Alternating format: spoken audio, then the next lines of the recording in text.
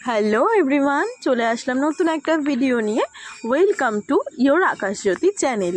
কেমন আছো তোমরা সবাই? আমি তো খুব ভালো আছি, আশা করি তোমরা সবাই ভালো আছো। এটা দেখে তোমাদের কি মনে হচ্ছে? কিসের ভিডিও, কিসের ব্লগ দিয়ে আজকে শুরু করলাম বলো তো? আজ আমাদের ন্যাড়াপোড়া, কাল আমাদের দোল, পূর্ণিমাতে চাঁদ উঠেছে, বলো হরি বল। আশা করি বুঝতে পেরে গেছো এটা ন্যাড়াপোড়ার ভিডিও। আর ঠিক এই কবিতাটা বলে এখানকার বাচ্চা কাচ্চারা খুব জোরে জোরে চেঁচাচ্ছিল, বিশেষ করে আমিও ছিলাম সাথে। আর এই যে এনাকে দেখো, এনার কি মজা হচ্ছে। বড় হয়ে গেলেও এই নেশাগুলো এখনও ছাড়তে পারেনি। সেই বিকেলে কাজ থেকে এসে এই সন্ধ্যা অবধি এতক্ষণ ধরে এই কাজই করছিল। তারপর 7টা অবধি এই শেষ করে মিষ্টি আনলো, কারণ নাকি এখানে খেতেও দিতে হয় ন্যাড়াপোড়ার পরে। তারপরে সেই মিষ্টি সবাইকে বিতরণও করলো। আর লাস্টে আলু পোড়া দিয়ে আজকে সন্ধ্যাটা শেষ করলাম আমরা। খুব মজা হয়েছিল, আর অনেক দূর আগুনটা উঠেছিল, দেখে খুব মজাও লাগছিল। তোমাদের কারা কারা ন্যাড়াপোড়াটা সেলিব্রেশন করেছো একটু আমাকে কমেন্টে জানিয়ে যেতে কিন্তু ভুলবে না। কারা কারা ন্যাড়াপোড়া সেলিব্রেশন করেছো কমেন্টে তাড়াতাড়ি জানাও দেখি, এই ন্যাড়াপোড়ার ভিডিওটা চলাকালীনই। কালকে মানে এই দোল পূর্ণিমা লেগে গেছে, আশা করি। তোমরা কি বলছো, লেগে গেছে তো? আমার তো মনে হয় লেগে গেছে, আমি যতটা জানি। আর মা বাজার থেকে নিয়ে এসেছিলো কালকের জন্য ফুল, পিচকারি, আবির, সব মানে মিষ্টি, ঠাকুরের যা যা প্রয়োজনীয় কালকে দেয়া হবে ঠাকুরকে, সব নিয়ে চলে এসেছে মা। আর পাশে হয়তো তোমরা কোনো মিউজিক পাচ্ছ, কীর্তন টাইপসের, কারণ আজকে যেহেতু পূর্ণিমার মানে ছেড়ে গেছে, কিন্তু তাও মানে আজকে যেহেতু দোল, সেহেতু সবার ঘরে ঘরে এখানে কীর্তন হচ্ছে। সন্ধ্যা থেকেই বসেছিলাম কখন শেষ হবে তারপরেই ভিডিওটা তোমাদেরকে আপলোড করব বা শুরু করব, কিন্তু সেটা হলো না, কারণ অনেকটাই রাত হয়ে যাচ্ছে, কিন্তু এখানে কীর্তন না শেষ হচ্ছে না, সবার ঘরে ঘরেই মোটামুটি হচ্ছে। তাই আমি এই কীর্তনের মধ্যে থেকেই তোমাদেরকে ভয়েস ওভারটা দিলাম। কীর্তনটাও তোমরা শোনো, আর কি করা যাবে, একটুখানি আমার জন্য ম্যানেজ করে নাও। আর এই যে আম্মা এখানে সব গুছিয়ে টুছিয়ে রাখছিল, আর মায়ের ভাইয়ের মানে মেয়ে আছে দুখানা, তাদের জন্য পিচকারি আর রঙও প্যাকেট করে রাখছিল, তাদেরকে দিয়ে আসতে হবে।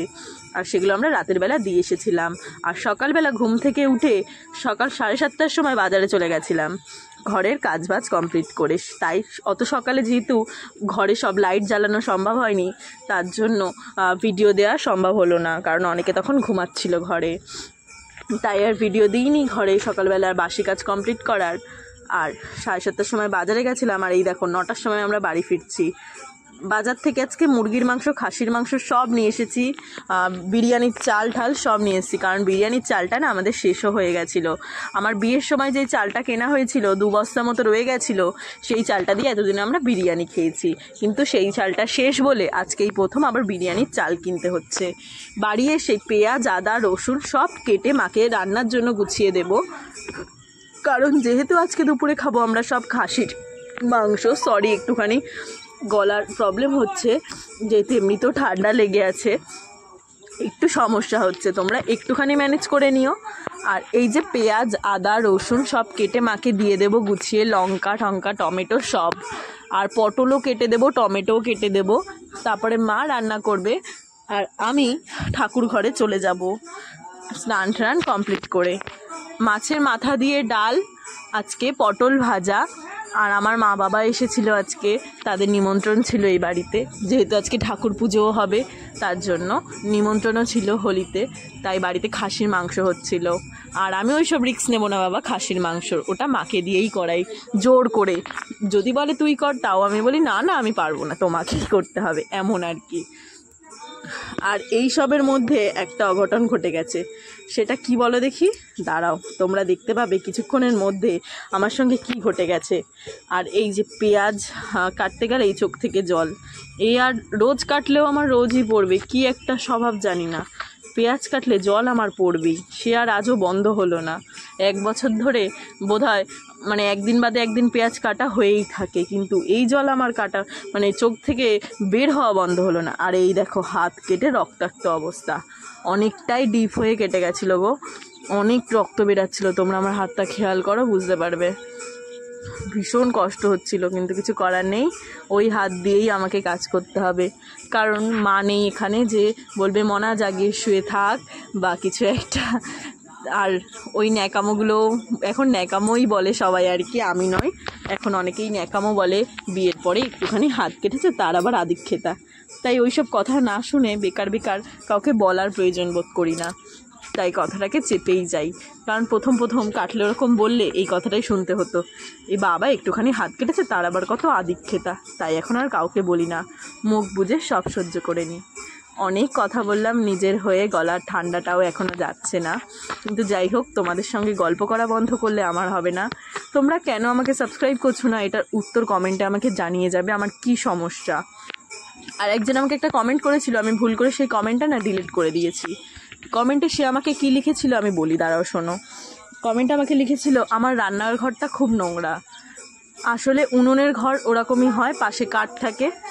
আর একটা কথা, এখানে আমরা প্রত্যেক দিন রান্না করি, শুধু ভিডিওর জন্য রান্না নয়, এখানে আমরা প্রত্যেক দিন রান্না করি, তো সেখানে ওপরে কালি পড়াটা স্বাভাবিক ব্যাপার। এখানে আমরা 1 বছর ধরে বা 2 বছর ধরে রান্না করছি না, বছরের পর বছর মা এই ঘরটায় রান্না করে, সে তো ওপরে কালি পড়বে, এটা স্বাভাবিক ব্যাপার। তাই এই নিয়ে কথা বলছো যারা, তাদের উত্তর ভুল করে আমি কমেন্টটা সত্যি ডিলিট করে দিয়েছি। পরে আমি নিজেকে রিয়েলাইজ করলাম যে আমি কেন ডিলিট করলাম। নামটা আমি বলবো, অবশ্যই বলবো। শুভেন্দু অধিকারী বলে একজন আমাকে একটা কমেন্ট করেছিল যে কেন আমার মানে এরকম কোথায় আমি রান্না করি তোমার রান্নাঘর খুব নোংরা। আরে ওটা মাটির উনুন, ওখানে আগুনে আমি কাঠে রান্না করছি, সেখানে তো ওপরটা কালো হয়েই থাকবে। আর পাশের কথা তোমাদের বলি, ওখানে কাঠবাস রাখা ছিল, অনেক কাঠবাস, তার জন্য ওরকম হয়েছিল।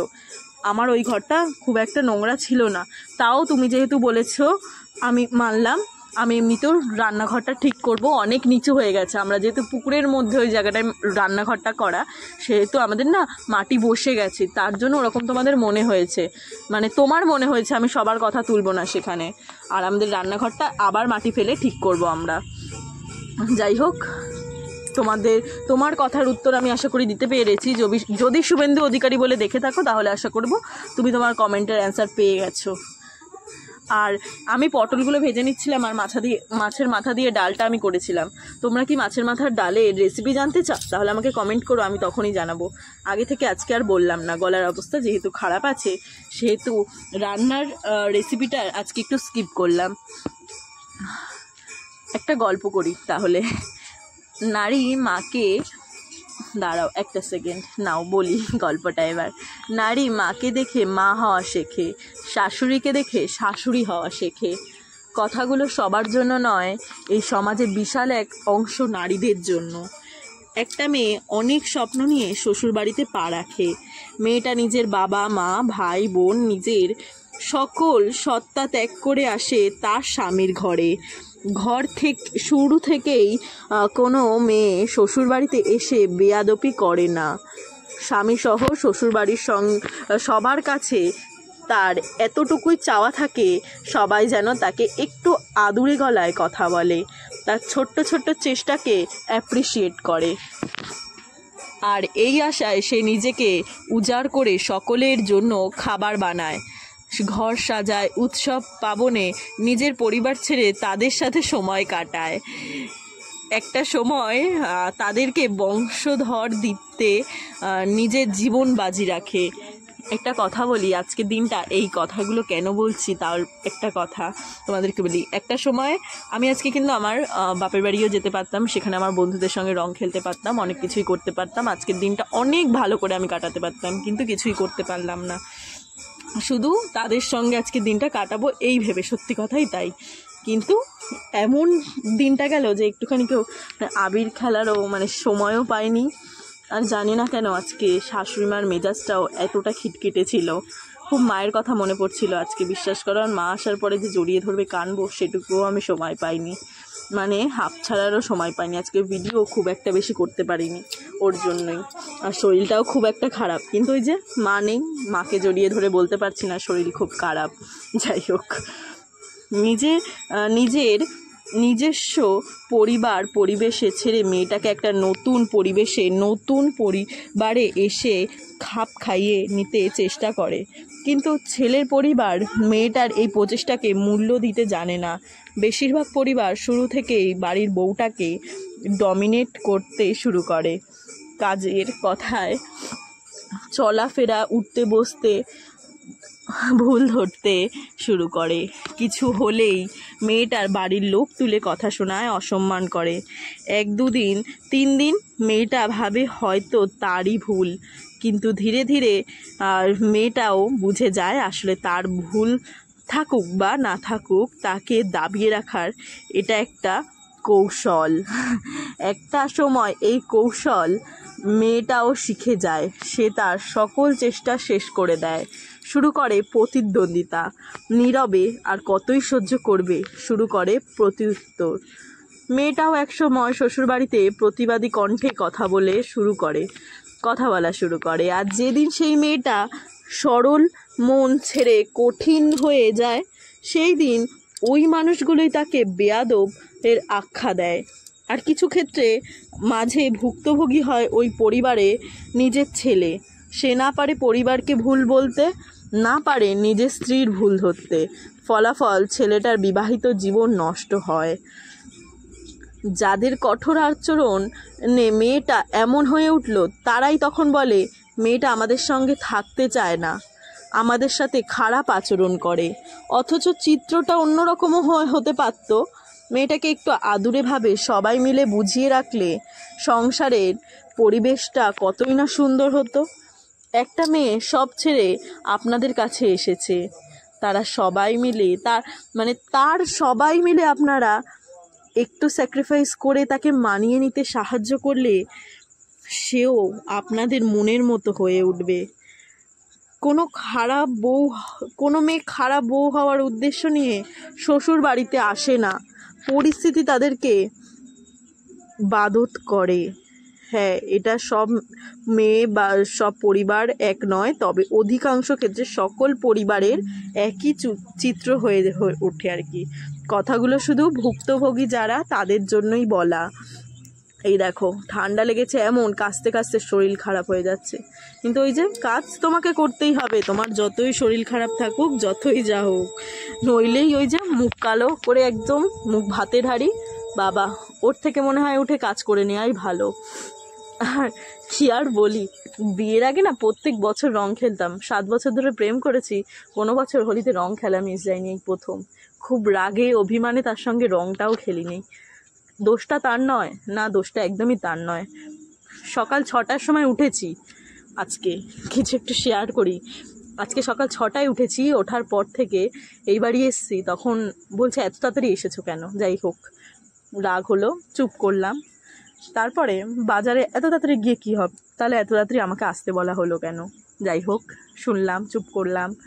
বাড়ি আসার পরে বলা হচ্ছে যখন আমার গরমে কষ্ট হচ্ছে, একটুখানি বসেছি, তখন টোন কেটে একটু কথায় আমাকে বলা হলো যে না, এরকম বসে থাকলে, আমাকে বলছে না, আমার হাজব্যান্ডকে বলা হলো যে এরকম বসে থাকলে কেমন ভাত পাবি তা জানা আছে, এরপর ভাত জুটবে কিনা তার ঠিক নেই। এরকম অনেক কথা তাকে বলা হলো। কথাগুলো কিন্তু আমাকেই বলা হলো টোন কেটে। যাই হোক, বাজেভাবে, অন্য দিক থেকে শুনে নিলাম। কিন্তু এই শোনাটা কি সবসময় আমি শুনতে পারবো? আরও অনেক রকম, সারাটা দিন আজকে অনেক রকম কথায় জর্জরিত হতে হতে কেটেছে। কিন্তু যাই হোক, কষ্ট নিজের মধ্যেই মনে রেখে দিই চেপে। প্রথম বছর হোলি, সে তো বলতে পারতো এইদিকে আমি সামলে নেব, যা কে রং খেল দুজন মিলে। সে তো একবারও মুখ থেকে বলল না। তার অন্যদিকে এটা ওটা ধরিয়ে দিচ্ছে, এটা করতে হবে, ওটা করতে হবে, সেটা করতে হবে। যাই হোক, যখন আমি সব কিছু কমপ্লিট করে আমি ভাবলাম তাও ফোন করব, তখন আমাকে এক গাদা পটল দিয়ে বলে, যা ওগুলো এবার ভাজা শুরু করে দে। আর কি, রং খেলা মাথায় উঠলো। 12:30 1টার সময় গিয়ে, তার 1টা বাজে তখন, হ্যাঁ 1টা বেজে গেছে যখন রান্না শেষ হলো।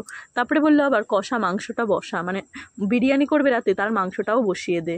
তো সেটা করতে এখন লেগে গেলাম। চলো, শেষ আমার জীবনটা আজকে 2-2-2:30 অবধি এই করে কেটে গেল। এবার কি 2:30টার সময় হোলি খেলতে যাব? সেটা তো সম্ভব হয় না।